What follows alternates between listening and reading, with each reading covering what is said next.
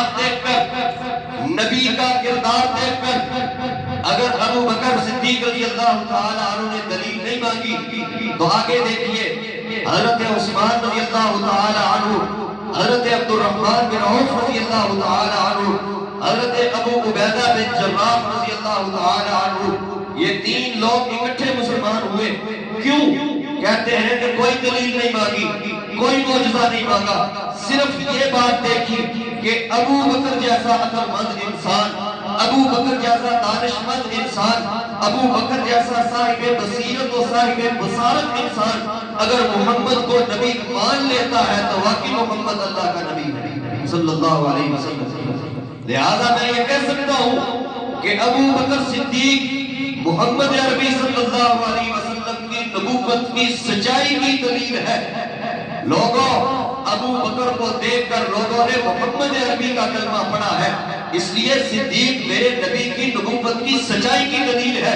حضرت خدیجہ الکبریٰ رضی اللہ تعالی عنہا عورتوں کے اندر پہلی مسلمان ہے، معجزہ نہیں مانگا بلکہ دیکھا کہ حضور کا اخلاق بڑا اعلیٰ ہے، غریبوں کے سر پر دست شفقت رکھتے ہیں، یتیموں کو گھر لے کر آتے ہیں، مظلوموں کا ساتھ دیتے ہیں، بھٹکے ہوئے کو راہ بتاتے ہیں، بے آسراؤں کا آسرا بن جاتے ہیں۔ صرف یہ چیز دیکھ کر حضرت خدیجہ الکبریٰ رضی اللہ تعالی عنہ ایمان لے کر حضرت انیس رضی اللہ تعالی عنہ، حضرت عمر بن حمزہ رضی اللہ تعالی عنہ صرف اس بات پر مسلمان ہوئے کہ پاک پیغمبر صلی اللہ علیہ وسلم لوگوں کو اچھی باتوں کا حکم کرتے ہیں۔ اس گرے پڑے معاشرے کے اندر، اس گئے گزرے دور کے اندر، اس قاتلانہ لوگوں کے اندر جو معاشرہ اپنی بیٹی کو برداشت نہ کر سکتا ہو، لوگوں کی کھوپڑیوں کے اندر خون پیتا ہو، اس دور کے اندر اگر لوگوں کو کوئی اچھی راہ بتا رہا ہے تو وہ یقیناً محمد عربی صلی اللہ علیہ وسلم اللہ کا نبی ہے۔ لہذا کلمہ پڑھا دونوں بندے مسلمان ہو گئے۔ حضرت عمر رضی اللہ تعالیٰ عنہ جیسا جلیل القدر آدمی، جری اور بہادر آدمی، حضرت طفیل دوسی رضی اللہ تعالیٰ عنہ، جبیر بن مطعم رضی اللہ تعالیٰ عنہ، شاہ حبشہ نجاشی اور سینکڑوں لوگ حضور کا معجزہ نہیں دیکھا، حضور سے دلیل طلب نہیں کی، حضور سے سچائی کی دلیل طلب نہیں کی، بلکہ صرف پاک پیغمبر صلی اللہ علیہ وسلم کی زبان نبوت سے اللہ کا کلام سنا، مان گئے کہ یہ کسی بندے کا کلام نہیں ہے، یہ رب کا کلام ہے۔ لہذا محمد عربی صلی اللہ علیہ وسلم اللہ کا آخری نبی اور اللہ کا آخری رسول ہے۔ یہودیوں کے عالم حضرت عبداللہ بن سلام رضی اللہ تعالیٰ عنہ فرماتے ہیں فَلَمَّا اسْتَبَدْتُ وَجْهَهُ عَرَفْتُ أَنَّ وَجْهَهُ لَيْسَ بِوَجْهٍ كَذَّابٍ۔ جب میں نے محمد عربی صلی اللہ علیہ وسلم کا معصوم نبوت والا چہرہ دیکھا تو میرے دل نے گواہی دی لَيْسَ بِوَجْهٍ كَذَّابٍ کہ یہ کسی جھوٹے کا چہرہ نہیں ہو سکتا، یہ خدا کا معصوم پیغمبر ہے۔ لوگوں قادیان کے اس جھوٹے اور لعنتی نبی نے، مرزا غلام احمد قادیانی نے پوری انگریزی حکومت کے وسائل اور ان کے پورا مال استعمال کر کے بھی لوگوں کو اپنا غلط کلمہ نہیں پڑھا سکا، لوگوں کو اپنی نبوت تسلیم نہیں کروا سکا۔ میرا محمد خاموش بیٹھا ہے، حضور کا چہرہ حضور کی صداقت کی گواہی دے رہا ہے، صحابہ چہرہ دیکھ کر کلمہ پڑھ رہے ہیں۔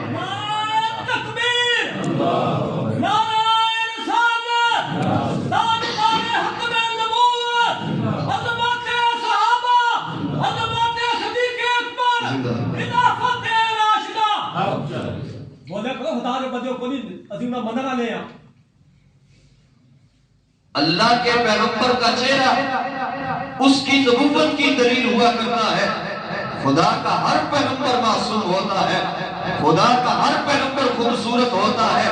وہ قادیان کا لعنتی یک چشم گل جس کی دونوں آنکھیں آپس میں نہ ملتی ہو، جو پیشاب کرتے ہوئے گڑ استعمال کر لیتا ہو، کھاتے وقت مٹی کا ڈیلا کھا لیتا ہو، اسے بھی نبوت کا شوق چڑھا تھا۔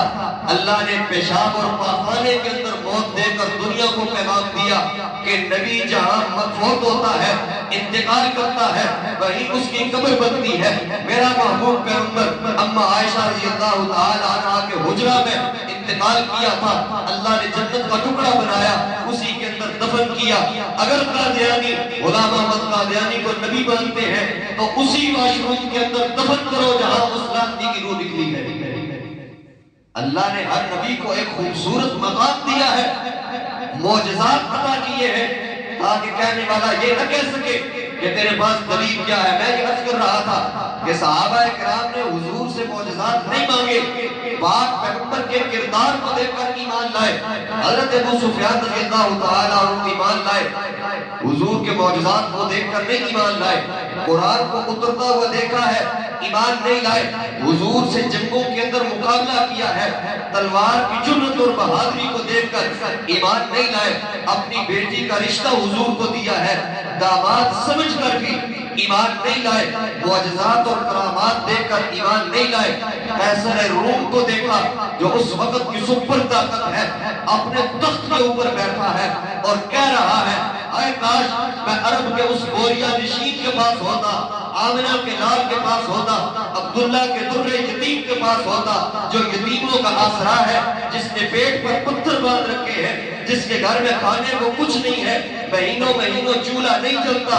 کاش میں دنیا کی سپر طاقت کا بادشاہ ہونے کے باوجود اس محمد عربی کے قدموں کے اندر ہوتا، خدا کی قسم اس کے پاؤں دھو کر پی لیتا۔ یہ مقام اللہ نے محمد کو دیا ہے۔ حضرت ابو سفیان نے جب دنیا کی سپر طاقت کے بادشاہ کی یہ خواہش دیکھی کہ بادشاہ یہ کہہ رہا ہے محمد عربی کے پاؤں دھو کر پی لیتا، تو یقیناً وہ اللہ کا معصوم پیغمبر ہے۔ وہیں پر کلمہ پڑھا اشہد ان لا الہ الا اللہ وحدہ لا شریک لہ واشہد ان محمدا عبدہ ورسولہ۔ سمامہ بن قاسان رضی اللہ تعالیٰ عنہ اپنے قبیلے کا سردار، خوبصورت نوجوان ہے، سرخ چہرہ ہے، باوجاد اور ایک اللہ نے وقار دیا ہے طبیعت کے اندر، خوبصورت اللہ نے جسم دیا ہے۔ صحابہ قید کر کے لائے، مسجد نبوی کے اندر باندھ دیا گیا، 3 دن حضور نے باندھ کر رکھا۔ روزانہ پوچھتے سمامہ بتا کیا خیال ہے، مجھے نبی مانتا ہے؟ سمامہ نے کہا کہ نہیں مانتا۔ دوسرے دن پھر کہا کہ نہیں مانتا، تیسرے دن پھر کہا کہ نہیں مانتا۔ حضور نے فرمایا صحابہ سمامہ کو کھول دو۔ صحابہ پریشان ہوئے، یا رسول اللہ قوم کا بادشاہ ہے، ہمارے ساتھ اس نے لڑائی کی ہے، قیدی بن کے آیا ہے، آپ کو نبی نہیں مان رہا، اس کی تو گردن اڑانی چاہیے۔ حضور نے فرمایا کہ نہیں نہیں، جو میں جانتا ہوں تم نہیں جانتے، کھول کے آزاد کر دو۔ سمامہ کو آزاد کر دیا گیا۔ حضور نے مسجد نبوی کے اندر تشریف فرما ہے۔ حضرت سمامہ تھوڑی دیر کے بعد آئے، غسل کیا ہوا ہے، نئے کپڑے پہنے ہیں، حضور کے قدموں میں آ کر گرے، فرمایا یا رسول اللہ صلی اللہ علیہ وسلم سمامہ آپ کا غلام بن چکا ہے، کلمہ پڑھائیے، کلمہ پڑھنا چاہتا ہوں۔ حضور نے فرمایا سمامہ عجیب بات ہے، جب قید کر کے رکھا تھا تو قید ہوتا نہیں تھا، جب تجھے آزاد کر دیا تو اب خود قیدی بن گیا ہے، وجہ کیا ہے؟ حضرت سمامہ فرماتے ہیں یا رسول اللہ صلی اللہ علیہ وسلم جب تک آپ کا چہرہ دیکھا نہیں تھا مجھے دنیا کے اندر سب سے زیادہ غصہ نعوذ باللہ آپ کے چہرے پر آتا تھا۔ جب مسجد نبوی کے اندر آیا آپ کا چہرہ دیکھا، اب خدا کی قسم اپنے چہرے سے بھی زیادہ محبت آپ کے چہرے سے ہو گئی ہے۔ یا رسول اللہ میں اگر قیدی بن کر کلمہ پڑھ لیتا، لوگ کہتے کہ اپنے ملک کا سردار قید ہونے کے ڈر سے محمد کا غلام بن گیا ہے۔ میں نے مناسب نہ سمجھا، میں نے یہ مناسب سمجھا جب آپ نے مجھے آزاد کر دیا ہے تو اپنی مرضی سے آپ کا غلام بن کر آیا ہوں، کلمہ پڑھائیے، آپ پر نچھاور ہونا چاہتا ہوں۔ سمامہ نے آزاد ہو کر حضور کا کلمہ پڑھا، معجزات نہیں دیکھے، حضور کے اخلاق دیکھے۔ ایک اور بادشاہ اپنے علاقے کا عدی بن حاتم سردار تھا، عیسائی تھا، فرماتے ہیں کہ میں اس نیت سے آیا کہ عرب کے اندر ایک بڑا بادشاہ آیا ہے، اسے جا کر دیکھوں کہ بڑا چرچا سنا ہے محمد نامی کوئی سردار ہے، اسے دیکھوں تو صحیح یہ کون ہے۔ اس کی خوبصورتی کے چرچے ہیں، اس کے اخلاق کے چرچے ہیں، اس کے شاگردوں کے چرچے ہیں، اس کے گھر والوں کے چرچے ہیں، سنا ہے وہ کوئی کلام بھی پڑھتا ہے، آج دیکھوں تو صحیح۔ فرماتے ہیں کہ میں آیا، حضور کی مجلس میں بیٹھا، ایک لوٹی آئی، نوکرانی آئی، اپنی کوئی حاجت پیش کی کہ یا رسول اللہ صلی اللہ علیہ وسلم میرا یہ کام ہے، بڑی مجبور ہوں، بڑی پریشان ہوں، بڑی مظلوم ہوں، آپ میری مدد فرمائیے۔ وہ فرماتے ہیں کہ حضور علیہ السلام اپنی جگہ سے اٹھ کھڑے ہوئے، خاتم الانبیاء، نبیوں کا امام، عرش کا راہی، رب کا محبوب، ایک نوکرانی کے لیے اپنی مجلس سے اٹھ کھڑا ہوا۔ حضرت علی بن حاتم فرماتے ہیں رضی اللہ تعالیٰ عنہ، اے لوگوں جب میں نے یہ بات دیکھی تو میں زبان سے نہیں بولا لیکن میرا دل مجبور ہو گیا، اور اس نے گواہی دی علی بن حاتم تو بادشاہ ہے، تو سردار ہے، بتا آج تک کوئی سردار کسی غلام کے لیے اٹھا ہو، بتا آج تک کوئی بادشاہ کسی مظلوم کے لیے اٹھا ہو، بتا اس طرح کا کوئی سردار کسی مظلوم کی آہ کے لیے اٹھ کھڑا ہوا ہو۔ خدا کی قسم یہ محمد بادشاہ نہیں ہے، خدا کا معصوم پیغمبر ہے۔ فرماتے ہیں صرف اس بات نے مجھے مجبور کر دیا، اور میں حضور کا کلمہ پڑھ کر اٹھا اس مجلس سے جس مجلس میں میں پاک پیغمبر کی بادشاہت کو پرکھنا چاہتا تھا۔ حضور کی ایک ادا نے مجھے اپنا غلام بنا کر اٹھایا۔ میں یہ عرض کر رہا تھا کہ معجزات اللہ نے اپنے نبی کو دیے ہیں، لیکن معجزات کی وجہ سے لوگ مسلمان نہیں ہوئے، چند لوگ گنتی کے لوگ مسلمان ہوئے، ورنہ لاکھوں لوگوں نے اگر حضور کا کلمہ پڑھا ہے تو پاک پیغمبر کی نبوت کو دیکھا ہے، پاک پیغمبر کے کردار کو دیکھا ہے، میرے پاک پیغمبر کے اخلاقیات کو دیکھا ہے، حضور کے اس خوبصورت چہرے کو دیکھا ہے کہ جس کے ماتھے پر رب کی مقدم کی تجلیات پڑتی ہے، جس کے چہرے کی تصویر رب قرآن کے اندر اٹھاتا ہے، اس چہروں کو دیکھ کر لوگ مسلمان ہوئے ہیں۔ حضرت علی رضی اللہ تعالیٰ عنہ فرماتے ہیں ایسا نہیں ہے کہ خدا نہ خواستہ حضور کو اللہ نے معجزات نہیں دیے، اللہ نے معجزات دیے ہیں۔ حضرت علی فرماتے ہیں میں پاک پیغمبر صلی اللہ علیہ وسلم کے ساتھ چل رہا ہوں، میں دیکھتا ہوں کہ راستے کے اندر جو بھی پتھر آتا ہے، جو بھی پہاڑ آتا ہے، جو بھی درخت آتا ہے، اس کے اندر سے آواز آتی ہے السلام علی یا رسول اللہ، اے اللہ کے رسول آپ پر سلامتی ہو، آپ پر رحمتیں ہو ہماری طرف سے۔ یہ اللہ نے حضور کو معجزات دیے تھے۔ فتح مکہ ہوا، پاک پیغمبر صلی اللہ علیہ وسلم تشریف لائے، کعبہ کے اندر 360 بت پڑے ہیں، دیواروں کے اوپر بت ہیں، حضور علیہ السلام نے چھڑی دی، ڈنڈا لیا اور ان بتوں کی طرف اشارہ کرتے جاتے ہیں اور آیت پڑھتے جاتے ہیں وَقُلْ جَاءَ الْحَقُّ وَزَهَقَ الْبَاطِلُ إِنَّ الْبَاطِلَ كَانَ زَهُوقًا، کہ لوگوں حق آ چکا ہے، باطل بھاگ چکا ہے۔ علماء نے لکھا ہے کہ وہ چھڑی ان بتوں کو لگی نہیں ہے، چھڑی زمین پر ہے، حضور اشارہ فرماتے ہیں، آیت پڑھتے ہیں، بت گر کر ٹکڑے ٹکڑے ہو کر حضور کے قدموں میں ڈھیر ہوتے ہیں۔ اللہ نے یہ معجزات دیے تھے، اور اللہ نے جو حضور کو معجزات دیے ہیں پہلے نبیوں کو وہ معجزات نہیں دیے، پہلے نبیوں کے جانے کے ساتھ ان کے معجزات ختم ہو چکے ہیں۔ آج آدم کے معجزات باقی نہیں ہیں، موسیٰ کے معجزات باقی نہیں ہیں، عیسیٰ کے معجزات باقی نہیں ہیں، ہارون اور اسماعیل اور اسحاق اور یعقوب اور ابراہیم کے معجزات باقی نہیں ہیں، معجزات باقی ہیں تو میرے پاک پیغمبر کے ہیں، اس لیے کہ نبوت یہ نبی کا دعویٰ ہوتا ہے، معجزہ اس پر دلیل ہوتی ہے۔ جب تک دعویٰ باقی رہتا ہے دلیل باقی رہتی ہے، پہلے نبیوں کا دعویٰ اور نبوت باقی نہیں، لہذا ان کے معجزات بھی باقی نہیں۔ میرے پیغمبر کا دعویٰ اور نبوت قیامت کی صبح تک باقی ہے، لہذا قرآن کی صورت میں میرے نبی کے دعوے پر دلیل قیامت کی صبح تک معجزے کی صورت میں باقی ہے۔ اللہ نے جو نبی کو معجزے دیے وہ ختم نہیں ہوئے، باقی پیغمبروں کے جانے کے ساتھ معجزات ختم ہیں۔ میرے پیغمبر کا معجزہ قرآن آج بھی باقی ہے اور چیلنج کر رہا ہے، اس وقت سے لے کر قیامت کی صبح تک دنیا یہاں سے آسمان پر نہیں عرشوں سے آگے پہنچ جائے، تحت الثری سے لے کر تحت العلا تک پہنچ جائے، قرآن کے چیلنج کا مقابلہ نہیں کر سکتی۔ فَأْتُوا بِسُورَةٍ مِّن مِّثْلِهِ، اے لوگوں اگر سچے ہو تو قرآن کی اِنَّا أَعْطَيْنَاكَ الْكَوْثَرَ کی سورت کے بقدر ایک سورت لے آؤ۔ میں آج بھی چیلنج کر رہا ہوں، قیامت کی صبح تک چیلنج ہے، کس کے اندر ہمت ہے تو لے آئے۔ اللہ نے جو میرے پیغمبر کو معجزہ دیا وہ ختم ہونے والا نہیں ہے۔ ہندوستان کے اندر میلہ شناسا ہوتا تھا، یہودیوں نے چیلنج کیا اے لوگوں ہمارے پیغمبر موسیٰ کے معجزے کا مقابلہ کرو۔ موسیٰ نے پانی پر ڈنڈا مارا تھا، پانی کے اندر رستے بن گئے، لاؤ محمد عربی کا کوئی ایسا معجزہ جو موسیٰ کے معجزات کا مقابلہ کرتا ہو۔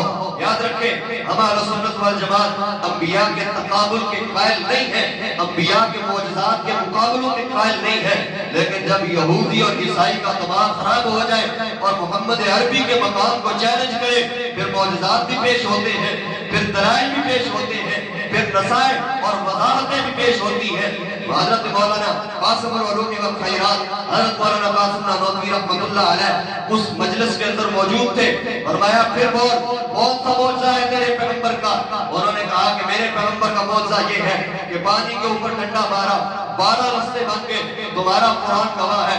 لاؤ محمد عربی کا کوئی معجزہ جو اس معجزے کا مقابلہ کرتا ہو۔ قاسم العلوم والخیرات رحمۃ اللہ تعالی علیہ نے فرمایا کہ عیسیٰ علیہ السلام، موسیٰ علیہ السلام کو میں بھی نبی مانتا ہوں، لیکن تو نے محمد عربی کو چیلنج کیا ہے۔ آج اس کا غلام جواب دے گا کہ تیرے موسیٰ کا ڈنڈا پانی کے اوپر لگا تھا، پانی کو مس اور ٹچ کیا تھا، اس لیے راستے بنے تھے۔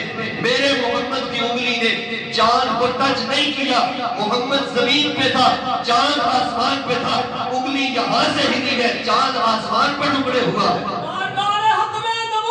محمد مصطفیٰ، محمد مصطفیٰ، محمد مصطفیٰ، خلافت راشدہ۔ عیسائی نے کہا قاسم نانوتوی تو نے یہودی کا جواب دے دیا، عیسیٰ علیہ السلام نے مردہ جسم کے اندر روح ڈالی ہے، دوبارہ زندہ کیا ہے۔ لا محمد عربی کا کوئی معجزہ جو میرے نبی کے معجزے کا مقابلہ کرتا ہو۔ حضرت مولانا قاسم نانوتوی رحمۃ اللہ علیہ نے فرمایا کہ عیسیٰ علیہ السلام نے اس مردہ جسم کے اندر روح ڈالی ہے جو کچھ عرصہ پہلے اس دنیا کے اندر زندہ تھا، بولتا بھی تھا، حرکت بھی کرتا تھا، اس کے اندر روح تھی، وہ نکل گئی، حضرت عیسیٰ نے وہ واپس لائی ہے۔ یقیناً یہ معجزہ ہے۔ میرے محمد عربی کے حکم پر ابو جہل کی مٹھی کے اندر ان پتھروں نے کلمہ پڑا ہے جن کے اندر کبھی روح نہیں آئی اور آج تک کبھی کوئی پتھر بولا نہیں ہے، وہ میرے محمد کے حکم پر بولا ہے۔ وآخر دعوانا الحمدللہ۔